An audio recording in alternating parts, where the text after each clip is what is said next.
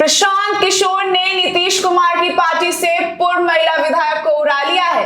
अब वे जन स्वराज पार्टी से चुनाव लड़ सकती हैं। आखिर क्या है पूरा मामला, इसकी जानकारी देने के लिए हमारे साथ है हल्ला बोल टीवी के संपादक दीपक शर्मा। देखिए, मामला यह है कि नाम है मीना द्विवेदी, गोविंदगंज विधानसभा से विधायक रही हैं और गोविंदगंज विधानसभा में आज भी इनका और इनके परिवार का दबदबा कायम है। और मीना द्विवेदी ने बड़ी भरोसेमंद, पूरा परिवार मीना द्विवेदी का बड़ा भरोसेमंद रहा है नीतीश कुमार का और नीतीश कुमार की पार्टी का। नीतीश कुमार का इसलिए मैं कह रहा हूं क्योंकि जदयू से नहीं है नाता मीना द्विवेदी के परिवार का नीतीश कुमार से। जब नीतीश कुमार समता पार्टी में हुआ, समता पार्टी बनाई थी नीतीश कुमार ने, तब से मीना द्विवेदी का परिवार नीतीश कुमार के साथ खड़ा रहा है मजबूती से, समता पार्टी के जमाने से। तो मीना द्विवेदी ने साथ छोड़ दिया है नीतीश कुमार का और यह बड़ा झटका है गोविंदगंज विधानसभा में नीतीश कुमार की पार्टी के लिए। अब मीना द्विवेदी, ऐसी चर्चा है कि मीना द्विवेदी जनसुराज प्रशांत किशोर के साथ जा सकती हैं और वहां से चुनाव लड़ सकती हैं। देखिए, मीना द्विवेदी का परिवार गोविंदगंज विधानसभा में मजबूत रहा है। इस परिवार से, मीना द्विवेदी के परिवार से एक नहीं नियति तीन विधायक रहे हैं। यहाँ से 1995 में देवेंद्र नाथ दुबे विधायक रहे हैं, 1998 में भूपेंद्र नाथ दुबे विधायक रहे हैं और 2005 से 2015 तक मीना द्विवेदी विधायक रही हैं। अब मीना द्विवेदी, जैसी कि खबर आ रही है कि मीना द्विवेदी जन स्वराज के टिकट पर गोविंदगंज विधानसभा से चुनाव लड़ेंगे। ऐसा क्यों? समता पार्टी के जमाने से जो परिवार नीतीश कुमार के साथ खड़ा रहा, वो मीना द्विवेदी का परिवार अब साथ नहीं खड़ा है नीतीश कुमार से। ऐसा इसलिए है, ऐसा नहीं है कि नीतीश कुमार से कोई नाराजगी है।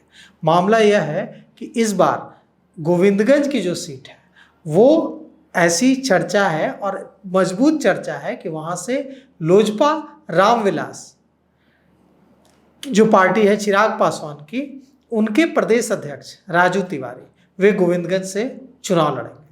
और जब वे गोविंदगंज से चुनाव लड़ेंगे तो मीना द्विवेदी का क्या होगा? मीना द्विवेदी को तो टिकट मिलेगा नहीं, क्योंकि वो तो गठबंधन में लोजपा रामविलास के पास सीट चली जाएगी। तो गोविंदगंज को लेकर चिराग पासवान का विटो है, क्योंकि उनका कहना है कि जब हम अपने प्रदेश अध्यक्ष को ही टिकट नहीं दिलवा पाएंगे तो फिर ऐसी पार्टी और ऐसा गठबंधन का क्या फायदा। तो इसलिए चिराग पासवान ने गोविंदगंज सीट को अपनी नाक का सवाल बना लिया है। तो गोविंदगंज सीट किसको जाने की संभावना है? चिराग पासवान को, लोजपा रामविलास को। तो फिर मीना द्विवेदी क्या करती? जनता दल यूनाइटेड में रह के जदयू को तो सीट मिलती नहीं। तो अब वहां से वो जन स्वराज की प्रत्याशी हो सकती हैं और ये प्रशांत किशोर की पार्टी जन स्वराज के लिए बड़ा मजबूती का सबब है।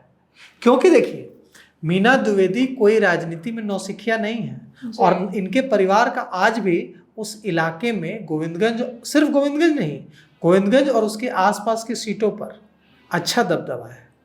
तो अब जब राजू तिवारी, आप जानते हैं कि राजू तिवारी राजन तिवारी के भाई हैं, राजन तिवारी खुद नरकटियागंज से चुनाव लड़ना चाहते हैं। तो ऐसे में अब कोई जगह उस तरह की बन नहीं पा रही थी मीना द्विवेदी के लिए गोविंदगंज में, जदयू में रहते हुए, क्योंकि गठबंधन धर्म का पालन करना होता। अगर वो सीट लोजपा रामविलास चिराग पासवान की पार्टी को जाती तो पार्टी कहती मीना द्विवेदी से भी कि आप राजू तिवारी के लिए प्रचार कीजिए। अब मीना द्विवेदी क्यों वहां राजू तिवारी के लिए प्रचार करेंगे? तो वह सीट जो है ब्राह्मण बहुल सीट है, वहां ब्राह्मणों की बड़ी तादाद है।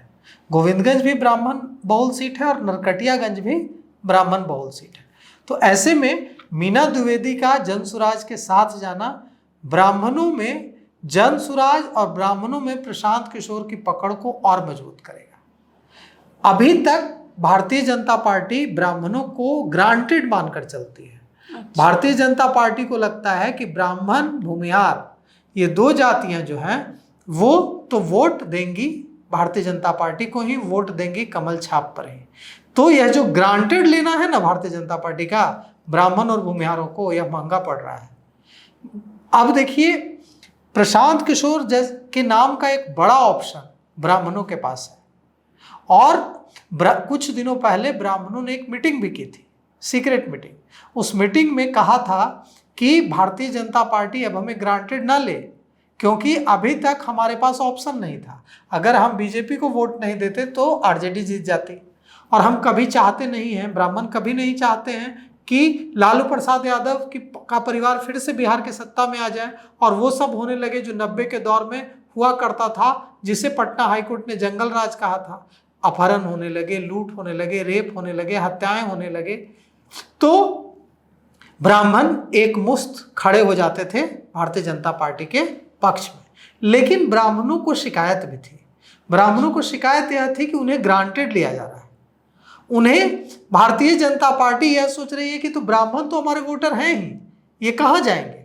एनडीए में उन्हें ग्रांटेड लिया जा रहा है, और इसलिए बिहार के ब्राह्मणों ने इस बार प्रशांत किशोर को एक ऑप्शन के रूप में देखना शुरू कर दिया है।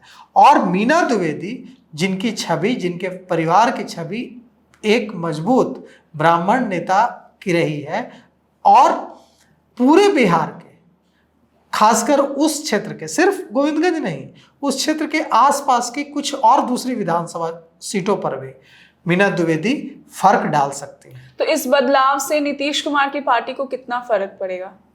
इस नीतीश कुमार की पार्टी को फर्क पड़ेगा, एनडीए को भी फर्क पड़ेगा, क्योंकि ब्राह्मण वोट बैंक ही एनडीए का है। अच्छा। अगर बड़े नेता जाते हैं जनसुराज में, ब्राह्मण नेता, तो इससे प्रशांत किशोर का एक्सेप्टेंस बढ़ेगा ब्राह्मणों के बीच।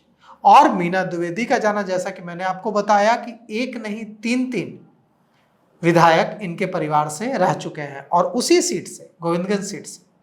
तो ऐसे में मीना द्विवेदी को जाना, राजू का जाना, अब वो जनसुराज में रहेंगी तो जनसुराज के टिकट पर चुनाव लड़ेंगे। तो मीना द्विवेदी, तो इससे जनसुराज पार्टी को कितना फायदा होगा? जनसुराज को फायदा होगा।